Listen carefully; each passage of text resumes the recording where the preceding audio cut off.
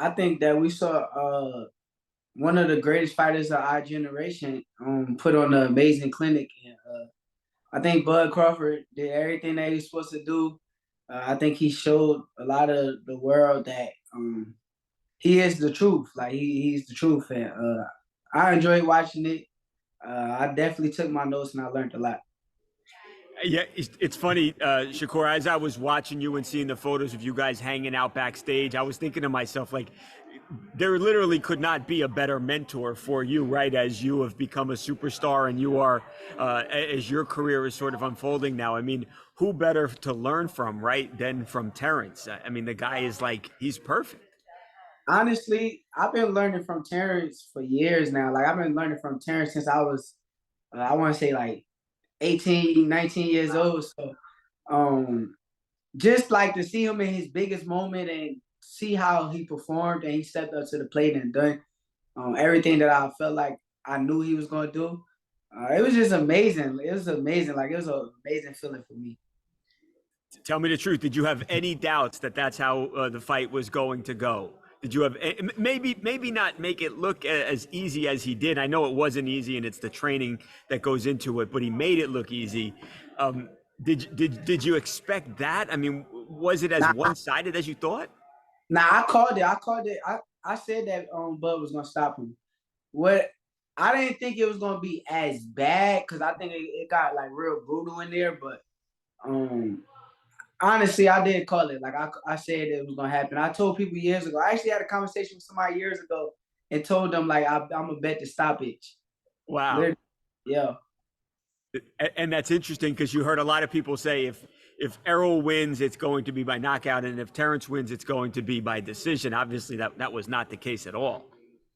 Yeah, honestly, I like I said, I called the knockout. I knew how Bud was gonna perform in these moments, and I knew that stylistically, I could see like a lot of openings Earl was gonna leave. But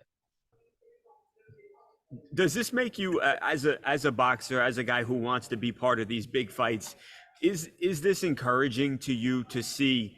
Obviously, we've had Ryan and Tank this year. Now we've had Errol and Terrence fight. It seems like finally the biggest fights in the sport, the best fighters are fighting each other, and it feels like boxing has made a turn in that aspect. Do you see that? And as a guy who would be a part of some of those big fights, does that excite you?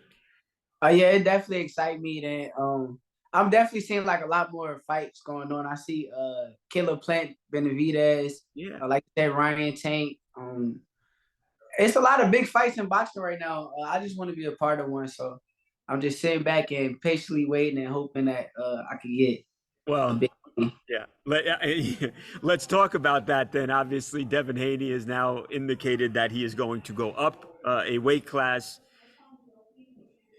What kind of hope do you have that he actually comes back down to 135 and you guys can fight? It's the fight everybody wants to see. It ain't really a hope. It's a I dare him. Like I dare him to come back to 135 and try me.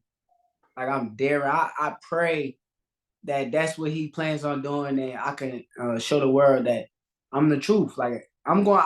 Right now, we're looking at Lomachenko, but if after everything unfolds and he fights Regis, I fight Lomachenko, and they could build and make that a big fight, I dare him to come down to 135. I dare him. What possible explanation could Devin have for not wanting to fight you? He knows the fans want to see that fight. You guys have been talking about it for years. Why would he not want what would be a massive fight? I don't know. I mean, I'm here, but I think far as like for him to come back down and fight me is dangerous. Like it's a dangerous thing to do. So I think that's maybe the reason. I'm a big risk. I'm hard to deal with for anybody. I think he knows that. He's been around me for years, so it's hard like to deny the fact that I'm a big risk. So we'll see.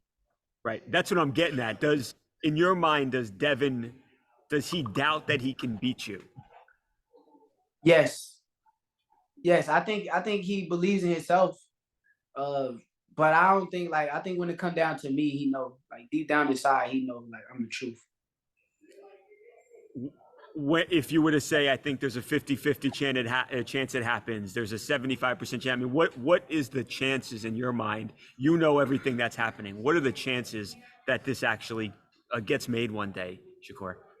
If I'm being honest, I say 20% because I just doubt that. Because that's the logic that they're putting out there is that he's gonna go up for this one fight, then come right back down and fight me for the belts. But like, I just don't see him being that bold. Like, I don't think he got that in him. So I say 20% chance. Yeah, in this case, obviously, I think, and you too, probably more than anybody, hope you're wrong, but yeah, it seems it would seem strange for him to go up and to come back down.